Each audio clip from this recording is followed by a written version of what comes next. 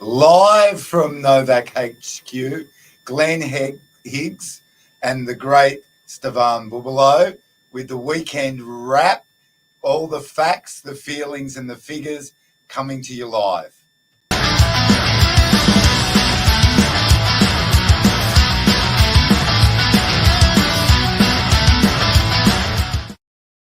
Well, everyone, I'm joined by the great co-chief, the great Steve Buffalo, and he's taking the place of the ever-young Billy Drury. Fans out there, don't get concerned. Nothing has gone untoward with Billy, but a very exciting day today. Not only did he sell last evening unconditional property just under $3 million in 3 weeks, but he turned 21. Good on him. 2 big 21 milestones. today, young Billy. 21 and never been kissed. When were you 21, Glenn? What year was that? I can't remember the year, but I do remember television being in black and white. I think the man landed on the moon. Fantastic. 1968. The man landed on the moon. All right. So Saturday, Glenn, I don't typically sit in with you, but Saturday wrap. Saturday wrap. Well, let's talk about, firstly, open home numbers. The canary in the mine shaft. High numbers, high buyer activity, low numbers, low buyer activity. Obviously, not obviously, but naturally some properties attract more buyers just due to the accommodation or the price or the marketing of others. But generally we get a feel. High open numbers, high interest in property in the Northern Beaches. Stev, what was the standout you reckon today? A couple of apartments. One was mine, so I'll brag about that for a little bit. I had 17 groups for a 2-bedroom apartment with a guide price of $820,000 here in DY, but an apartment across the road kicked off with Lisa and Xanthony over there, and I believe they had something like 26 groups of buyers through that property. 26 groups through that 2-bedroom apartment. Really sharply priced at $765. The guys really pulled the 3 levers of real estate to get it sold. So the product, needed some work. The unit, they carpeted, paint, cleaned, removed a lot of items out of that unit. The promotion, they went straight onto the portals with that one because there is a little bit of a speed factor in this that the vendors would like to get it sold sooner rather than later. And the promotion to get 27 groups was fantastic. Now, 27 groups for a 2-bedroom in DY, closer to the main road, Pittwater Road, the arterial road of the Northern Beaches than the beach, would be what we would see in 2017 or in September of 2021, where we had boom times in real estate. Absolutely. But then the little engine that could, Stev's one in Pacific Parade, this has been one, it's a bit of a slow burn. We had, we've a couple of properties sold in the block, and there was some questions over future works. So, the high risk the buyer took because the information wasn't there, the lower gain the owner gets, risk and gain. High risk, then the owner took a lower price. High risk, the buyer gets a bit more gain. They get a lower price to purchase at risk and gain. We've waited. We've chosen to wait and understand the works coming up. Stev's fantastic at this sort of analysing, and I think it comes from all your development background. 34 blocks in Warriewood that you sold single-handed, and also all the commercial work that you do. And you want to give the buyers the right information out there to make the right decision. But a great opportunity to buy a property, on the beach side of DY that doesn't really need any internal work at all with it at $820. At $820, we know worst case scenario for the building. To give you an idea, we're getting offers on this, and we're getting 17 groups through back around the $820. Other agents suggested to the owners that the works were going to be a lot more and sold for $760. Yep.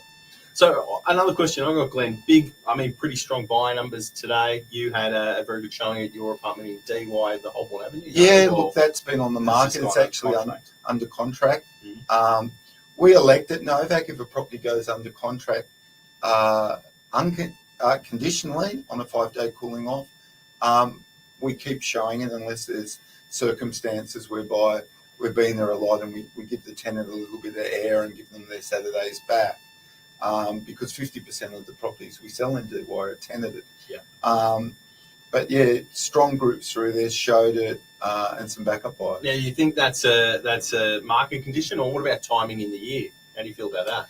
Look, I was thinking about this when I was driving back from Newport. I'm selling a house in Newport, and you reflect on a lot of things driving back from Newport. I do. You know, love's lost. You know, all the beautiful girls that dumped me and walked away with houses, Steph. I think about that a lot. You know, I think about that a lot when I'm 56 and driving back from my 6th open of the day. But time of the year. yeah. Look, it's hit a raw nerve, that one. Sorry, it's just a joke. I just have it. But yeah, time of the year. No, I think it is time of the year. I think people have seen the market through low stock numbers. You know, the prices come up. You know, even with an interest rate prediction of going up on Melbourne Cup Day. Yeah.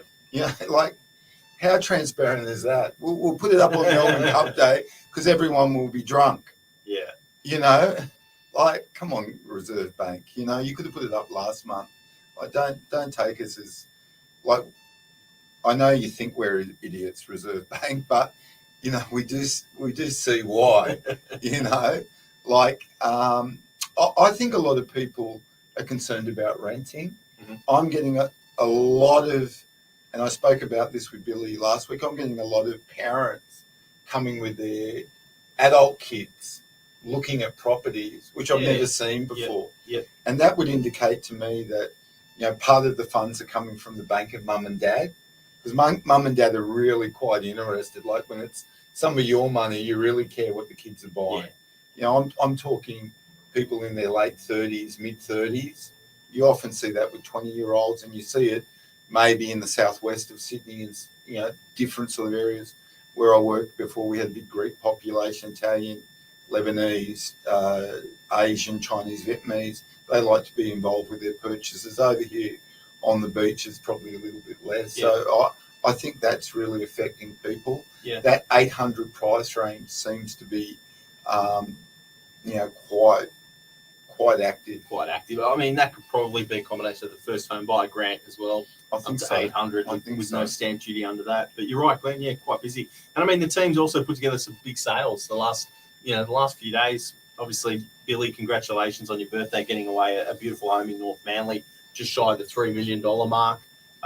Glenn, yourself, you got away a beautiful apartment. Yeah, around the 800 mark, a 1-bedroom in DY West. And the great Michael Sillage, the world's greatest buyer's agent, he worked tirelessly on a property up in Aranola Heights. Vendor really needed a sale.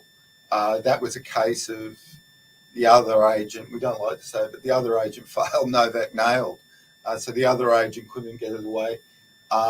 Michael worked, not with one buyer, not with two buyers, not with three buyers. Yeah, four buyers. So one buyer, finance. Yep. Another buyer, timing. Another buyer, the pool wasn't certified. That was a must for them. And, you know, building inspections, counter offers, and he got it done. So, you know, in real estate, they're the sales that really make a year, the ones that you should fail on. Yeah. So property transacting is kind of the point I was making in the last 7 days. We had, thank God it's Friday, you know, we had 3 sales yesterday, and I think DY as a whole had 8 on Friday. Yeah, wow. So, you know, like, if you times that 8 by 300 days of the year, it's like 2,500 sales for the year. And there's only about 400. So yeah, wow. There is a lot of movement around DY apartments at the moment. And I think it's just this pressure of lack of stock, because it's not affordability. You know, like the prices have eased a little bit, but the interest rates are almost 3 times that's true. what they were, and the cost of living's gone up. So once again, it's back to this housing shortage. Great listings. This is another thing we talk about on Saturday, Steph. Yeah. We talk about great listings we saw last week. Yes. That will come on. What did we see last week? I can't even think back to last week. It feels like last month. Well, we saw a great 1-bedroom in Clarence Avenue. Yeah, 9 and 7 Clarence Avenue. Now, this one, top floor, east facing, 70 square metres, 735. The equivalent in a 2-bedroom would be around $1 million. Yeah. So for those that, you know, the accommodation of a 1-bedroom, 70 square metres is large enough, and the 2nd bedroom, because this has a study area, would just be for work from home. Really good opportunity. Full groups are at pre-market, buyers agents looking at that. Fantastic. Now, the other thing we talk about, Steph, on a Saturday is some of your greatest regrets, Steph. Mine? No, we don't, Steph. I don't have any regrets. I was just trying to... My regret is that I don't share the drive home from Newport with you so we can sing old songs. It's every time I drive home in that drive, there's an area where it's concrete road, and my mother back in 1974 had a Mazda Capella, and she rang up my dad from the payphone. Oh, the car's got a flat tyre. And he said, which tyre? She said, all of them, because it's a concrete road, and it sounds like your tyres are all flat. So since 1974 to now, 50 years, that comes into my head every time I drive along that road. No. I rang my mum there. Great listings. Now, contentious topics of the week. I've got one, and I don't know whether to say it. Say it, Glenn. You can't leave the people waiting. Well, like this. The 2 viewers might be offended, but what I'm getting, I work. I'm fortunate enough to work in DY. I live in DY, and I work in a market, predominantly DY units. 50% of the units in DY are tenanted, but I will do 6 open for inspections. Yes. On a Saturday, and one of those inspections, at least one of the buyers will bring a dog. And 3 months ago, someone had a cat in a backpack. And my issue is, what should I do? What should I say? Because I understand. I can't. Now, some of these units are not. Some of the blocks are not pet friendly. Nor are the units. The owner has the ability to elect pets or not. I believe. I'm not an expert on that. But some of the units were under the old scheme. I think Scheme C of Strata, no pets, which can be challenged now. Yes. I think I was saying, Glenn, like if you're a buyer and you're out and you're bringing your pet with you, it can be a tough situation for the agent to address with you. But you've also got to be mindful. It's not us. We want everyone who wants to buy a property to come and see a property. You've got to be mindful of the occupants, whether it's the owner, whether it's the tenant. You know, people have got allergies to certain things. People have got other pets in the properties. Well, this one, if you're watching out there, I love dogs. Like I don't mind, but these people had 2 cats. Yeah. You know, next the dog comes in. The dog's not going to chase the cats, but the cats go mad, and poor old Glenn's chasing them around the streets of DY for 4 hours. I lost a dog back in 1998. I was working in 5 Dogs. The dog got out. I drove around, came back. I said to my boss, what should I say? Should I just say, I never saw a dog. Do you have a dog? And he said, no, go back. Tell them I lost the dog. It might be the dog pound. Go back. There's Fido sitting on the front porch. Open the key, let him in. No one ever knew. but yeah. So look, I don't know. I think as an agency, we have to have a talk about it, because what I'm really concerned with that one, Steph. Yeah. If you're an adult and you've got really bad allergies, I don't know. I don't have allergies to anything. Probably the only thing I'm allergic to is dieting. I seem to be allergic to that. Whenever I think about dieting, it makes me thirsty and hungry. You have a reaction. I have a reaction. No, I just think, look, you've got to be, if you're in the marketplace, try to leave your pet at home. Try to come in a pair if you've got to bring the pet with you. Someone can wait outside, but you've got to have a bit of respect for the property occupant. You know, like it's just becoming a common thing. And I had my wife with me today, and you know, like they got this cat. It's as big as a panther, you know. And I thought, what if it was like the dog and the cat? Do you think this only happens to you, Glenn? Oh, look, what do you reckon? There's a lot of things that only happen. There's a lot of things that happen to me. Like some of the things I yeah. The show's not called Glenn's Confessions on it. Oh yeah, like some of the things. Look, after I think '98 I started, it will be coming up to, well, that'd be 30 years soon. Yeah. Never a dull day, always great. You know, people are really good. Considering at what stage you meet them in. True. You know, like no one finds. We try to make it as stress-free as possible. Yeah. We're very transparent. You know, offers come in, we communicate with everyone, always via text, always via email, and if we can get you on the phone. But it still is stressful, and selling stressful. But I had to bring that one up. I enjoy it. The one I'll take a picture next time someone brings a cat in a backpack. I'll look forward to your picture. All right. So that's sort of our Saturday wrap now. If you've got any comments, by all means, say.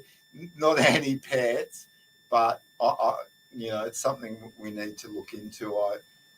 You know, there with allergies and everything rising, and you know, if you were a tenant and your owner said you can never have a dog, and you come home, you know, you've left some recording device on by accident, and you see Fido walking through the property, you know, it'd probably break your heart.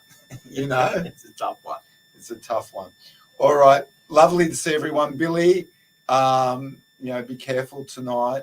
You know, just because you're 21, you're still a young man, not a grown man. Just behave. Steve, anything exciting this weekend? No, I don't think so. Actually, no, I do. I've got my cousin's daughter's 1 year birthday tomorrow. Well, Billy's got a 21st. I'm going to a first. I'm going to the surf club with my brother, so that will be a good night. Norton Kilcourt Surf Club, famous for bottles. They call it bottles, and they serve meals and alcohol there and everything. And they called it bottles because that's all you could find at the end of it when it started about 100 years ago. Blue bottles. No, just lines and lines of bottles of beer. But now it's a lot tamer in North Kilcourt. It's definitely been gentrified. Nice. All right, have a happy and safe weekend. And if you see Billy, tell him nothing good happens after 12 o'clock. Go home. That's right. See you guys. Bye.